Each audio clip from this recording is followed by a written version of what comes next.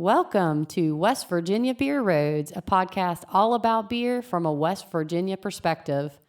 I'm Erin McCoy, here with my podcast partner, Charles Backway. Today, Erin and I are back in Barbersville, West Virginia, at Köerber Beer Company.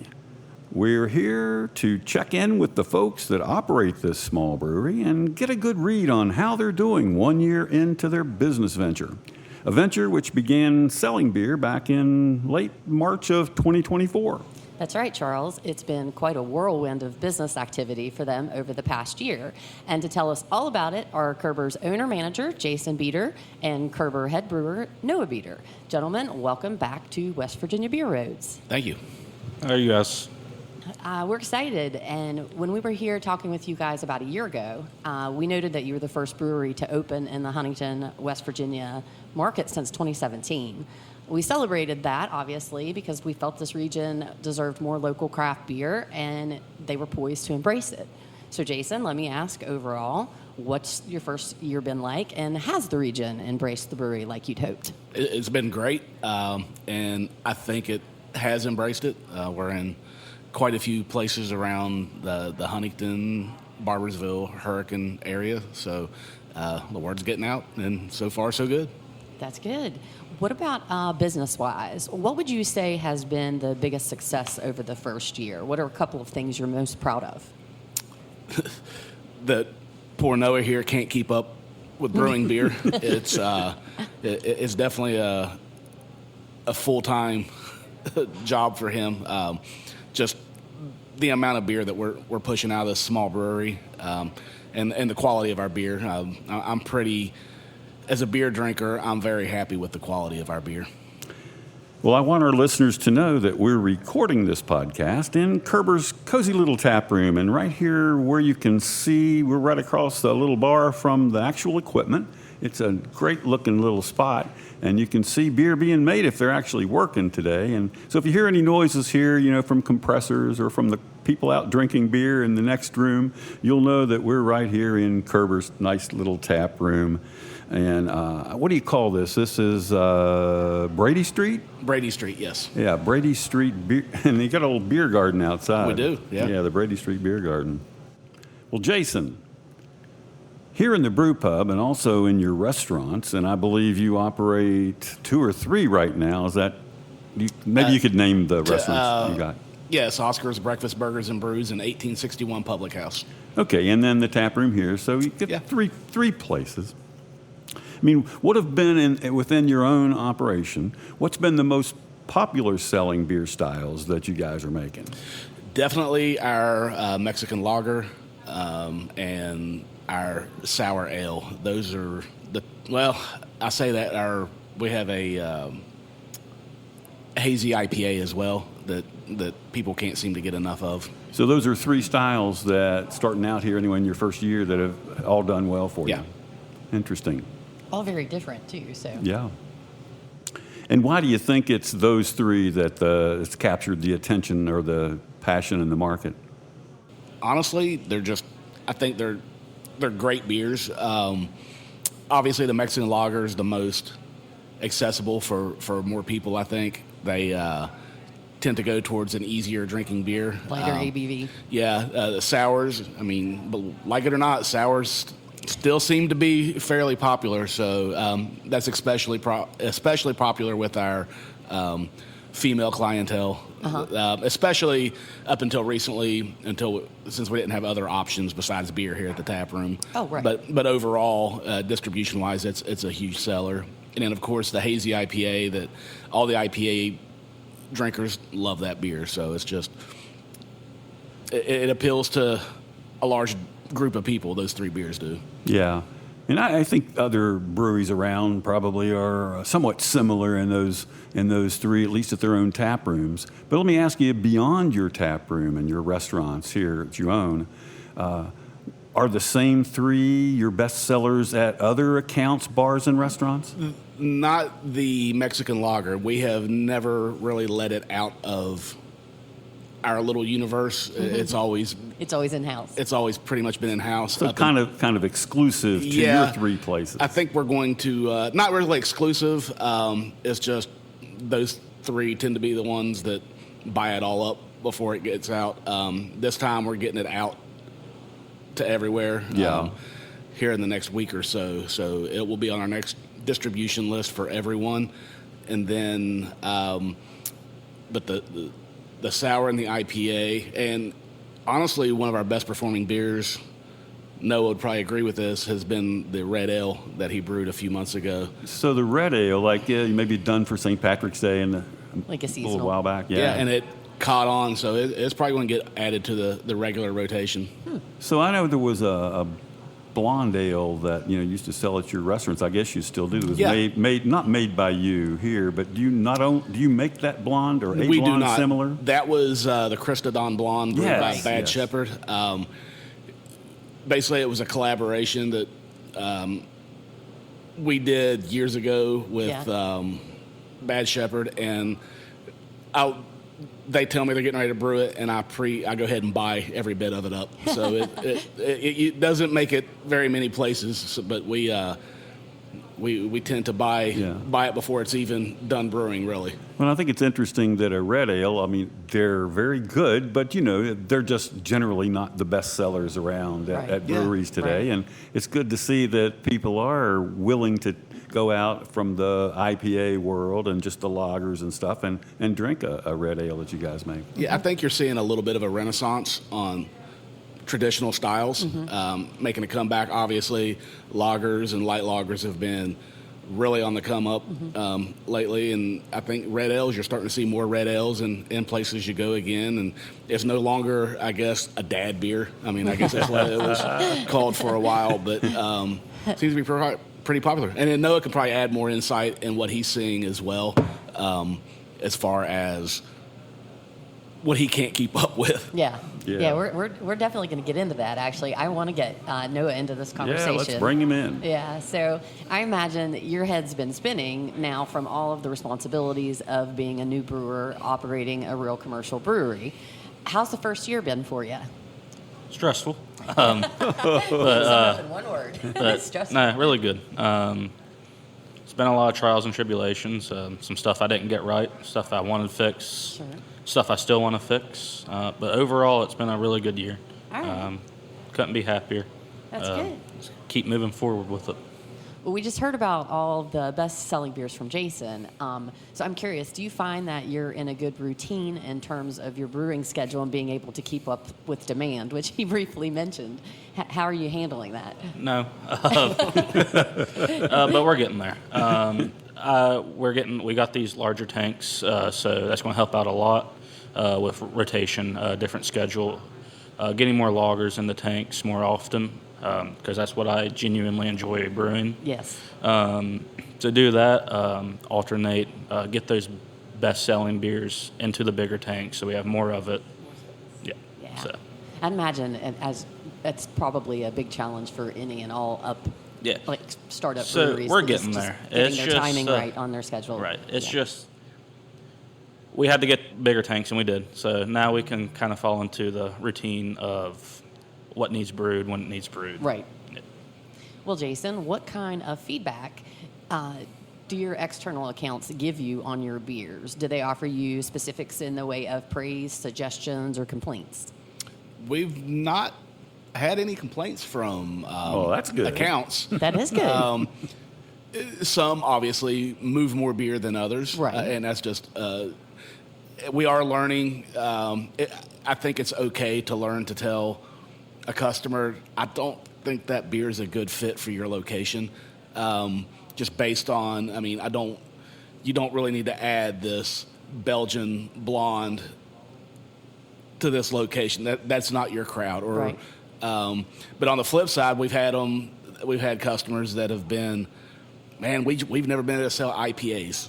I don't know, and then now they're selling the selling it. fire out of our IPAs. Wow. So from a buyer standpoint, we've got great feedback. I just That's wish we good. had more of them. So that's kind of where we're at now. We're trying to get in more places. Yeah, I was just wondering if they've asked for a specific style of beer that you haven't made yet, and then are you tracking any of that? I mean, is that something that they give you, that kind of feedback?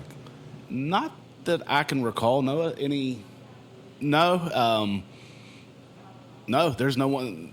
just really said, hey, I wish you would do this style, because we typically, I think we've hit about every style at this point, or the majority of the styles. Yeah, there's only like 110 now or 20. Yeah, I think. yeah. Only 110. On the Brewers Association list anyway, whatever. No, I know a lot of times, though, an account doesn't complain or tell you didn't like your beer. They just don't reorder. Right. And I think the key of knowing your success is, are you getting reorders, and do you track that pretty closely? Yeah, I think typically that'll happen on some of the seasonal beers. I would say we did not really negative feedback, but the slowest moving beer that I think we did was our fall pumpkin latte beer.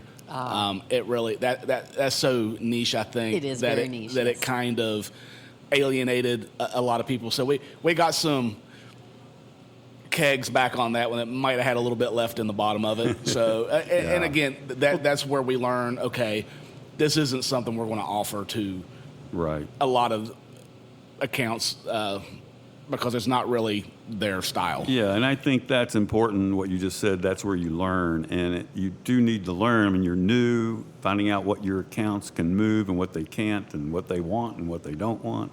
I mean, this first year or two is, where that's going to pay off. And like I said, there's some stuff that goes out of here that, like, man, that's not going to move there. And next thing you know, they're calling up, hey, can I get another one of those? And you're like, wow, I can't believe that sold there, and people love it. And great, I mean, Elks Club in Huntington. You wouldn't think an Elks Club would sell a lot of craft beer, but they fly through our beer down there. Wow, that's great. So Great to hear. Yeah. Yeah. Well, Noah, now with a year of professional brewing under your belt, which two specific Köerber beers are you most proud of brewing? I know you kind of mentioned that you like to brew the lager, but does that qualify for one that you're... Yeah, Mr. Whiskers. Mr. Whiskers is the one recipe I've never changed from the batch beginning. one.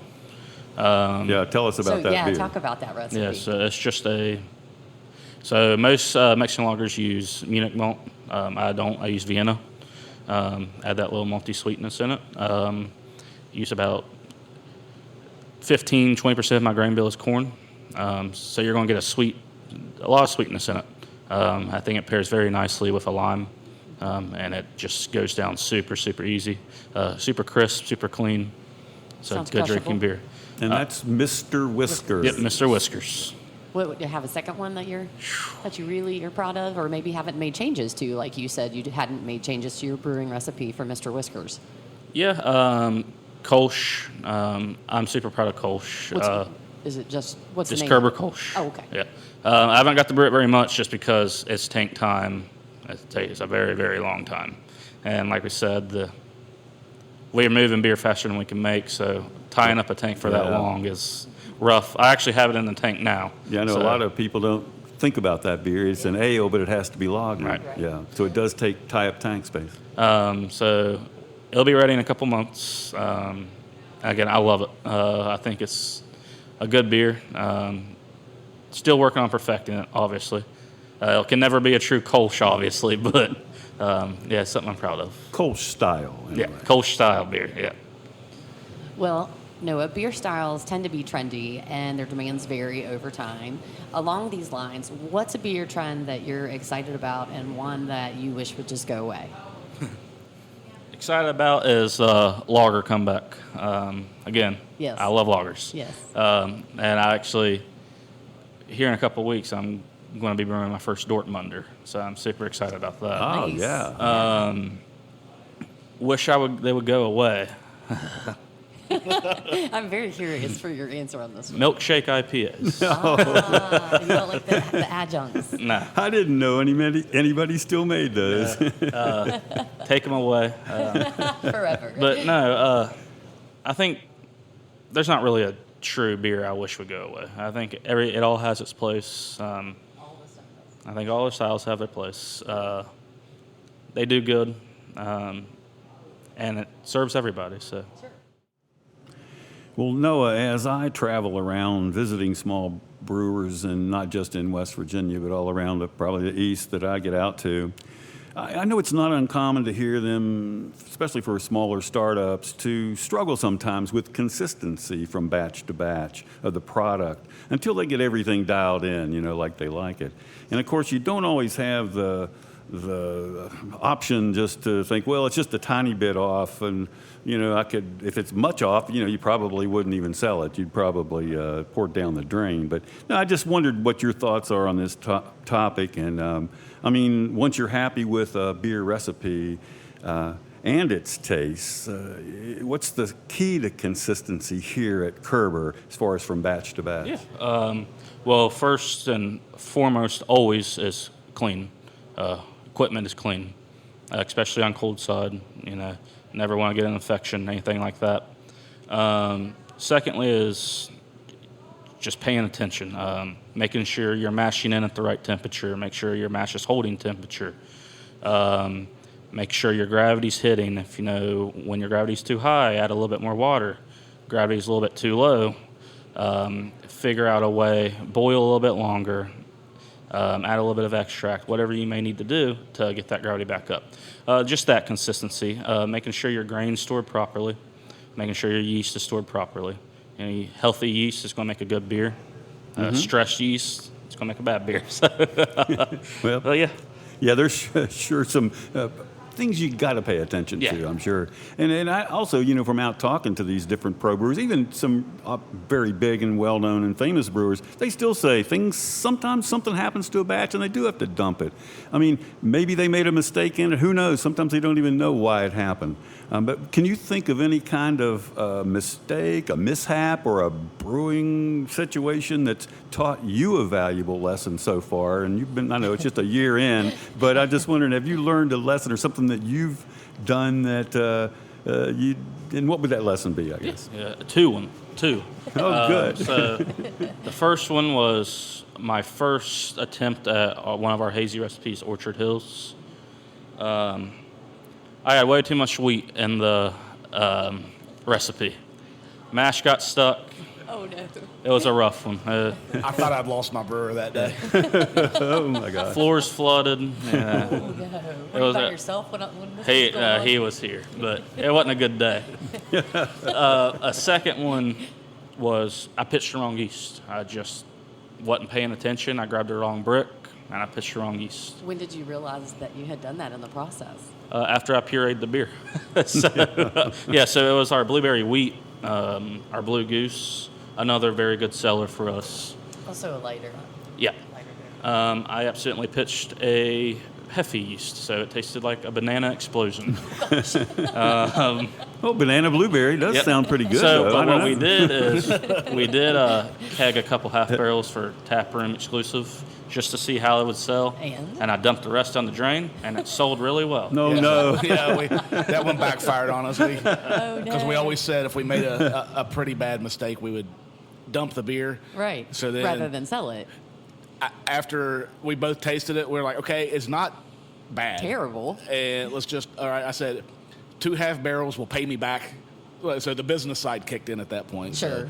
Yeah. So two half barrels out of the tap room will pay this back, and If you'd only waited. so we put 2 half barrels and just dumped the rest, and I'll be daggone if it didn't sell like crazy. So Well, sometimes mistakes turn out to be great beers. I've heard that from other breweries too.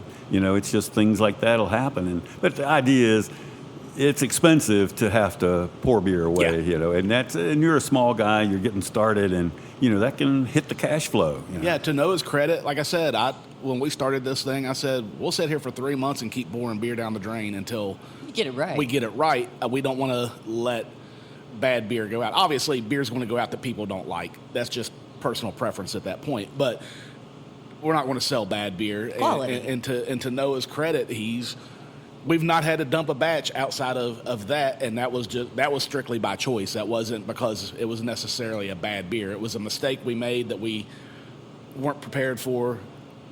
So lesson learned. Sure. Well, Jason, you said earlier, and Noah, you did as well, you guys have added some new tanks since Yes. our last West Virginia Beer Roads crew was here last year. So talk about those tanks. Yeah, so we have a 3.5 barrel brew house which we quickly discovered that I once again started too small, like I tend to do at all of my places, which the goal is to start small to make sure it's going to work and then grow from there. But unfortunately, we've had to grow much faster than we ever anticipated here. So what we did, we went and purchased 3 7-barrel fermenters. So that way we can double batch into those and basically double the capacity. And we have room for 2 more. So I was going to say, how's your space now? Yeah, we got room for 2 more 7-barrels. So we'll put that in, and then we'll roll with that for a while. And then we will eventually probably look into a 7-barrel brew house at some point. And start the cycle over. And then as we weed the 3.5-barrel tanks out, we've toyed with the idea of fitting a couple 15s in here to double batch out a 7-barrel into. So at some point we're going to completely outgrow the place, but that's a long-term plan. But we're going to roll like this for a while, and then start hoarding money for a brew house swap at some point. Well, Noah, while we're on the subject of equipment, just about every small startup brewery recognizes that they have production bottlenecks or other equipment-related factors that can impact their brewing efficiency and production quality. Is there any other type of spiffy equipment or devices that you really wish you had? Oh, yeah. Oh yeah. I understand you guys just went to the expo for that craft brewers conference, and you were looking at equipment too, I'm sure, or other things. Yeah. What's your wish list? Fermentation readers, a auger for milling. Just luxury items, not necessarily necessities, but luxury. Okay. Well, in realistic terms, what do you have targeted for your next equipment purchase? Oh, gosh. Probably a upgraded keg washer.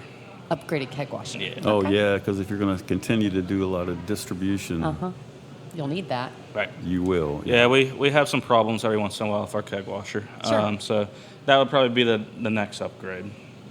All right. Well, I think it's about enough of this talking, and it's time to sample a couple of the Köerber beers we've been talking about this whole time. So, Noah, Jason, what do you have ready for us to taste?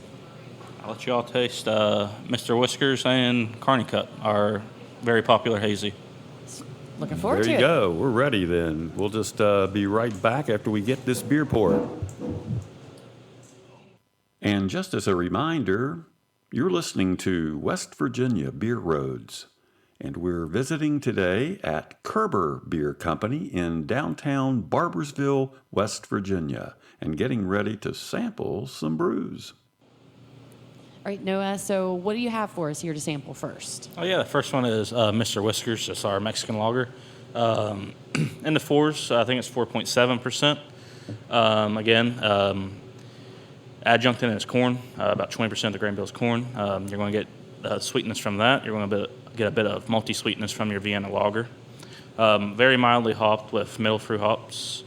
It's a super crushable, easy drinking beer. Yep. It's very, very, not a lot of corn, but just enough corn and lightly sweet and very delicious, very easy to drink and light. Oh, yeah, and clean. Yes, super crisp. Yeah. So you said Vienna malt goes into this? Yep. Yep. Okay, awesome. Well, let's move on to beer number 2. What do you have for us? Yeah, so that is our Carney Cut. It's our popular hazy IPA. It's somewhere in the 6s. Brewed with obviously wheat and oats, and then it's going to get a big whirlpool and dry hop of Eldorado and Citra. Nice. And it's not overly Citra. It's very kind of light, I feel like, but just enough that it's juicy and very, very easy to drink as well. Yeah, I think it has the popular taste in that hazy IPA of today. That's not hardly bitter at all and just nice and fruity.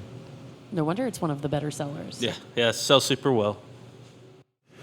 Well, Jason, back to you now.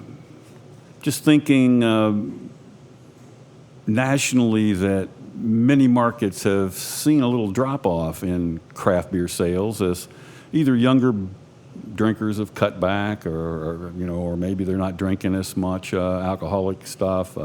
They say that maybe they're shifting a little more and trying all beverage categories and not just drinking beer more solely. Where do you see our local beer market, though, here in West Virginia heading in this respect? I think we're in a good position. I think we're strong. Obviously, like I said, there is what is a perceived downturn in the industry. I think it's not as bad as everybody's letting on.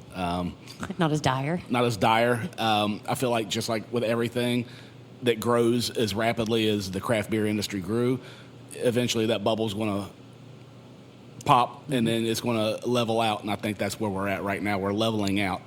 I think a lot of the issues are maybe people that got into it just because it was the hot new thing, not really a business background, and they just kind of, and then they went into markets thinking, there's a brewery here, so I can sit up on the corner and automatically be successful. That's not how this works. So first off, you have to make a good product, and two, you got to work. You got to hustle. And in West Virginia, I think we're unique. We're not oversaturated. I don't think we'll become oversaturated just based on what I hear. Again, like I said, we're all spread out enough to where I think we all get our product in the right places, and I think there's actually more room for growth in this area. Yeah, no, I've always thought that too. And in a way, a lot of people say, oh, yeah, West Virginia, our beers, markets, or whatever, maybe in general, West Virginia's a couple years behind the rest of the country or something. But in this case, I think that's been good because we haven't overbuilt breweries. We don't have too much supply in our local beers. And it seems like the market does respond. If you make a good product, which you do, they respond to the fact that it is local and there's an opportunity for local. They may be substituting out-of-state or national beers for your Köerber beer now, but it's not hurting you, that's helping you, that they're going to be willing to take off from another national label and instead transfer over and drink the local beer. We hope so anyway. Yeah. Well, another thing that you see nationally is the brewers getting into other kinds of similar products, whether it be adding seltzers to their seltzer-style products to their lineup, or maybe they're experimenting somehow with NAs, non-alcoholic products. Are you considering anything like that away from straight beer? And if you did, how would you manage it? Not at the moment. We're pretty content being a beer brewery at this point. We're never going to say never. I trust Noah to basically make the decisions when it comes to the production side in the brewery. And if he came to me and said a seltzer is what we need to do, then we'll do a seltzer. He says, hey, I now have an interest. I'm comfortable with beer. I kind of want to expand a little bit into ciders. Then we may explore that. I'm not here to say absolutely no. NA may be a little challenging to do. There's a lot on the NA side of it, and there's a reason there's only a handful of breweries that do NA beers. We would love to offer an NA beer. It's just I don't think that we have the capabilities right now to even explore that. We have talked about briefly just like hop water or something like that for those kind of dry January moments and things like that. But on a grand scale, we haven't. We're happy being a beer brewery. Yeah, and we've seen a couple of our brewers, and I've tried them, and I think they're very good. They've made the hop-flavored waters that have come out well. Now, I don't know if they make much money on them. I think they're just mainly offering them at their tap rooms, so they'll have something for people that aren't drinking or doing a dry January or whatever it is. Yeah, absolutely. Yeah. Well, I guess you're in a pretty good position, really, to see beer trends and what people are, because you have some very popular establishments out here, your other restaurants, not outside the brewery, where you get from those customers probably requests, and you see what's selling because you're offering everybody a whole wide range of products. But if you go then beyond your own places, how do you guys manage, your beer sales to restaurants and bars that aren't yours? I mean, how do you get out there and do that? I mean, do you have guys who make the sales calls and deliver the beer for you? At this time, me and Noah, we're our own sales force. We're our own delivery drivers. Me more so on the sales side than Noah. I want Noah in here brewing beer, so every moment that he's not in the brewery, Sure. that's beer that's not going in a tank somewhere. So, Right. And I think Noah's pretty content to be in the brewery too. He does get out and deliver beer when I can't. I'll be out of town or I've got another appointment or engagement that I have to go to, and he takes care of that. He's kind of got that down to a science. He can get in and get out pretty quick. We did send our tap room, one of our beer tenders, out on a delivery a couple Fridays ago because he had to brew and I was out of town. So Oh, gosh. said, "Here, Dave, you are a delivery guy today," and gave him the keys. And I think he kind of enjoyed getting out from behind the bar for a day. Sure. From a sales standpoint, it's just cold calling. I mean, that goes back to my roots from a previous life, the jobs I had. Just, you got to go out, you got to sell yourself. I'm pretty busy with everything that I have going on, so it's hard for me to not only get out and make those sales calls, it's even harder to follow up on those sales calls. Sure.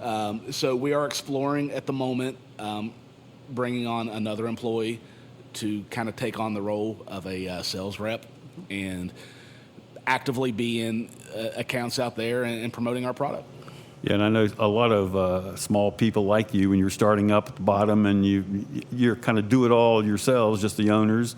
And then, though, once you're successful, like you've been in selling beer, and you get steady sales, and you can watch your cash flow and see, okay, we could bring in somebody else. And often that person would also help here in the Absolutely, in the yeah. brewery itself. Like maybe cleaning kegs and doing those kind of things. Yeah. So there'll be a utility player, if you will. Right. But but that's the goal. Is your goal is to grow and create jobs for people, Right. and bring somebody else on and give them a chance. Sure. So that's kind of that's where we're at in our internal structure at this point. We've got the delivery van, we got the everything to go with it. We just don't have the person out there to sell the beer to go out. So that's our next step. Well, speaking of steps, looking ahead, do you see Köerber becoming a larger distribution brewery, or will it stay more focused on primarily supplying your own pubs and restaurants? So it ties right into the kind of gave it away with the last answer, but yeah, we're actively looking to increase our footprint in the state of West Virginia. Yeah. We do okay in Huntington, Barbersville. We do really good in the Hurricane Taze Valley market. That Charleston market's a tough one. Mm-hmm. So, and again, it's just hard for us to get up there and actively do that. We'd like to get into the Charleston market with our friends up there with Bad Shepherd and with 5th Street and with Short Story. Mm-hmm. We'd like to just be alongside those places. Fayetteville, Lewisburg, we'd love to get into those areas. Parkersburg, Morgantown, we'd like to get into those areas. So, yeah, the goal is to make Köerber a West Virginia beer name, so people know that hey, there's a cool little brewery doing cool stuff down there in Barbersville. Yeah, and something that just occurred to me, because you guys are right here in the tri-state, and you're right next to Kentucky and Ohio, and there's cities over there across the river. Is that a possibility? You keep bringing up stuff that Noah and I talked about on that trip to Indianapolis. So it's I've looked into it. I have been approached by a small independent craft beer distributor in Lexington that would like to distribute our beer in the Lexington area. We tend to hang out in Lexington quite a bit, so I've met some brewery owners down there. I've made some good contacts down there, and I think I couldn't produce a lot to send down there, but we could do probably a monthly delivery down there. So I've kind of looked in, would it be worth doing that? Sure. Would it be worth me loading my van up and driving it down there and dropping it off at the distributor, which I could probably do. We go hang out all weekend, but that, and then obviously, I mean, because but if you open that up, I mean, obviously that would open up Ashland right across Yeah. the Right. state line there. Then Right. Southern Ohio, you've got Ironton, which has got all kinds of cool stuff going on. Right. And there aren't a lot of local breweries over in that market. There's not, and so they're obviously red tape. Yeah, too much. You'd have to definitely would have to go with a distributor. We wouldn't Right. be allowed to self-distribute Right. in those states. So there's a lot of red tape and moving parts that we would have to figure out. But yeah, I would if it allowed us to kind of catch more of this tri-state metro area where you have a large amount of people to draw from. Right. Then yeah, we would absolutely love to explore that. Well, before you'd ever decide to significantly enlarge the brewery and move to a bigger space, what would have to happen? What markers would you have to hit? Just the inability to produce enough for the demand that was out there. I mean, if it was, all right, we absolutely cannot, if it got to the point we had to just stop distributing to certain areas and cutting back on distribution just to keep up, then that's a pretty good indicator it's time to expand. Sure. Well, let's talk about canning. Is canning beer in your future? Yes, on a small scale. We're days away from getting our small little canning system set up. We have a small can counter pressure can filler. We got a little can seamer, so it'll be a lot of manual work, but that's where we're going to start. It'll pretty much, the majority of it will be exclusive tap room carry out beer. We are going to distribute certain ones out. We've had a desire from some golf courses around now that summer's here. They'd like to purchase some of our brands to put into their halfway houses for the golfers on the course. All of those are already putting our kegs in their little restaurants and their 19th hole. But now they'd like to get some cans to send out on the golf course. I think, I could see that happening, even with, like you say, a little can filler and seamer, that you could supply a few key accounts that way. But it'd be a whole different market, though, right, Aaron? I mean, to get into other kinds of... Yeah, I would think that would be a very different strategy as far as getting into retail than it would be just selling. Yeah, and like I said, I saw at the expo a nice, shiny, cool canning line that would be perfect for this size brewery, but you already not quite purchased there. yours, huh? Yeah, no, I mean, that's at the top of my wish list now. Yeah. It's kind of went from something I had no real ambition to do to now we might do a little bit of that. And then, like I said, if we can get enough to pump a couple cases out of each batch to send out, obviously they'd be limited. They wouldn't be, I couldn't supply every account, but it'd be whoever pulls the trigger first would get them. Well, yeah, it's a different strategy, certainly, selling cans than it is selling draft. But when you got places that have very limited number of taps, but they have cold box space, that you can't get on their taps, or, occasionally maybe you can, but most of the time, but maybe you could get into their cold box and sell the cans at that place. Yeah, and again, that's something that I need to just sit down and really explore. And again, that goes back to the sales. Maybe there's somebody, when I do get a sales rep, he or she can come back and say, hey, they don't have taps at this place, but they want your beer there. Right. Maybe we need to explore some cases of beer to make available and see how it works. What would your plan be to break into any kind of a retail sector? Because you talked about your cans that you think you could sell out pretty easily locally to, golfers or to an area like that that's not necessarily straight to retail. That's not like a Drug Emporium or a Walmart or whatever. Right. It seems like it would be just very different than what you're typically doing when you're selling your products. So how do you go about thinking of tackling that? It would have to be a pretty high demand for packaged Product. Obviously, our size and the scale that would take it's not feasible now, but 2-3 years from now, I mean, if I have to, all right, Noah, we had a huge demand for this Mr. Whiskers or this Carney Cut in cans. I mean, maybe we have to do multiple of our bigger tanks of that beer at a time just to crank out a batch of cans and put them out there. So I don't know. It's a great problem that I hope happens at some point. And then that's when you start thinking about, okay, maybe I need to build a little bigger facility and plan that. But as of right now, that's not a part of our strategy at the moment. Our strategy now is to just get our kegs of beer across the state, and then hopefully in 2 years' time we'll be able to tackle large-scale packaging. Yeah, because I think a lot of people do, you start out small-scale canning and you supply your own stores, your own local little retailer places, maybe a couple, but you're not looking at the grocery stores or the big liquor store accounts and things like that. I mean, but as you expand then and have more production capacity, that's when people may target 2, 3 labels that they want to make in a larger scale canned, and maybe try to get out into that retail. Yeah, like I said, we'll hopefully explore that in a couple of years. Well, most of our West Virginia small brewers find that offering beer at fairs, festivals, and other kinds of public events, it's really an effective way to get trial at the public level, for people that haven't tried that beer, to get a trial because it's at a festival. They get samples and then turns into more sales and more regular customers. So for the upcoming summer beer season and festival season, are you guys planning to hit some of the festivals? The only upcoming one we are booked for is Brewgrass in Huntington later this month.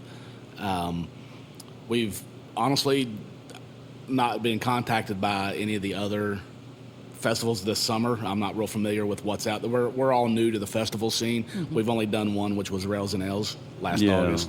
Obviously, Rails and Ales comes around again this year. We'll be there, and we've committed to the West Virginia, the Wheeling Beer Festival. That's the Mountaineer Fest. But outside of that, and there's one in fall, the Frankenstein in Fairmont. That we've it is. We said that we would do, but outside of that, we're honestly not familiar with the whole beer festival scene in the state, so I don't know if I'm supposed to be reaching out to them or if they reach out to us or how it goes. Yeah, well, they're supposed to reach out to you by law, They get the license list, and they're supposed to tell every brewery in the state that they're having this event. But anyway, it'll all work out. You can't go to all of them necessarily. No. And it wouldn't even make sense, to go to everyone. Right. So Noah and I will not be able to even be at Brewgrass. We have to send somebody else because my oldest son, his brother, is getting married that day. So you can't miss that. No, we can't miss that to go sling beer. So we will be represented there. However, that's good. Yeah, and I think that is coming up this month in May. May 24th. May 24th in downtown Huntington. Yes, Huntington, West Virginia. So come on over and try the Brewgrass Festival. That's also known for having great band entertainment, live music. I mean, they do a good job with that. Well, before we wrap up this episode, guys, is there anything that either you, Jason, or Noah would like for folks to know? I mean, customers or those beer fans around West Virginia? Anything you needed to know that we haven't talked about yet? Just if you're a craft beer fan and you want to support local West Virginia brewing, come check out Barbersville. Barbersville actually has a lot going on right now. Not just us, but we've got place right next door and then another place right next door to that. We've got our record store across the street, a great bookstore with a bar across the street. So you can spend a day right here in the village and just have a great time. We got a nice beer garden outside, and it's just a cool place to hang. And kind of top it off, we're making some good beer. Noah's kind of killing it on the beer side. Yeah, you mentioned a little bit earlier, I think, about Oscar's Breakfast and Brews. Is that Oscar's Burgers? And Brews. Yeah. Burgers and Brews. I'm sorry. So that's like more of a regular restaurant, right? Yeah, that's our big restaurant. We have 30 beers on tap there. All of our taps are reserved for independent breweries. Nice. Yeah, those are nothing against the big boys, but they don't really need my tap. That's true. The local guys, the smaller breweries, those are the ones that need a tap somewhere. It means something to them. The other ones don't know we exist, so we've kind of always done that. You can get that in a bottle, but we reserve all of our taps at all of our places for independent breweries. And right here, just kind of around the corner from this brewery tap room, you have the 1861 that's your restaurant. Tell a little bit about what that's like. Yeah, it's just a little pub. it's turned more into like a little restaurant with pizza and wings. Yeah, I wouldn't want you to leave that pizza out because Yeah. that's a good pizza restaurant. Yeah, pizza and wings. It's adjacent right here to us, so you can just hang out between the two all day long and just make a cool day of it. And are there any festivals coming up in Barbersville this summer where you might be selling beer on the streets or anything? Actually, a week from today is the Vineyard in the Village, which is the wine festival here, which we will also be selling our craft beer at that good. wine festival. Very good. Yeah. Also, you mentioned not that you don't have enough to do working the bars and restaurants and the brewery that you own, but you have the record store. Yeah, we own the record store, Orbit's Record Shop, right across the street, which we have tied into the brewery already. We did a special release for the band Chum, our Razor Tongue IPA, named after one of their songs. And we did a special run of 100 cans for them, and we sell their beer across the state already. It's pretty popular at Fernbank in Charleston. They've sold quite a bit of it up there. So we just try to tie it all together into one universe here. Yeah, and that it occurs to me that when you're doing these promotions with bands that you're working with, I mean, how do you get involved with these bands? I mean, how do you get their music, or what's going on with that? With the band Chum, they're a band from Huntington back in the 90s. They got somewhat big, signed to Century Media Records, and then as a lot of stuff happens, things happen within the band, lose label support and things like that.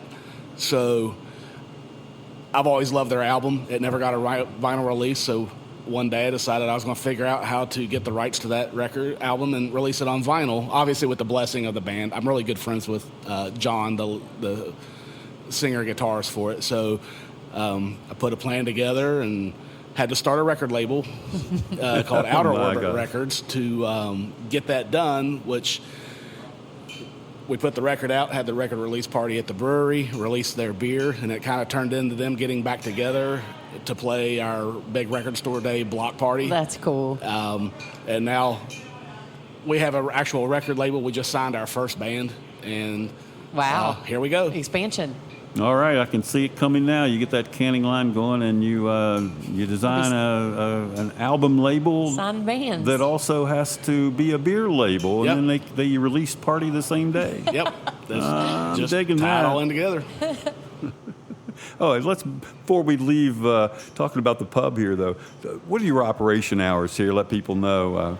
You open 7 days a week? Or No, what? currently we are closed on Monday, Tuesdays. That's known as bigger production days. Okay. So then Wednesday, Thursday we open at 4, and then Friday, Saturday, Sunday we open at noon. Great. Well, we now have food. I've left that out of this whole conversation. Okay. We do right. have food. We built a nice food bus outside. We got great sandwiches, hot dogs, pretzels on there, so people are figuring out, I can go there And eat. and just eat. A lot of people come here now just to eat. They don't really come here for the beer. Yeah. So And I also heard on the way in on the street out here talking to somebody, there's an event going on that you guys are involved with this evening even. oh gosh, the Roper Romp. Yeah. Yeah, what? I mean, I had no clue. They said you here for the Roper Romp? I said, what's the Roper Romp? So I want you to tell us, people. It's basically, if you're familiar with the show Three's Company, Helen Roper, for whatever reason, it's a big thing across the country now.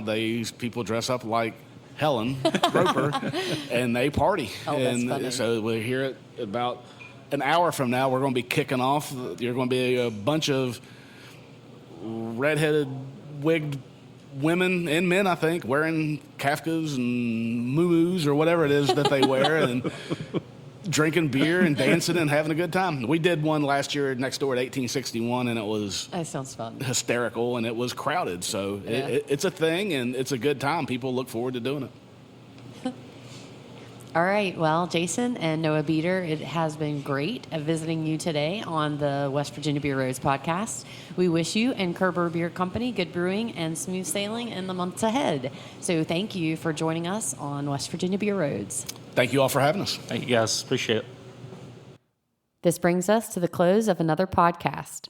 Remember, you can subscribe on Apple, Spotify, or your favorite podcast host. Thank you for listening to West Virginia Beer Roads. West Virginia Beer Roads is a production of BrilliantStream.com.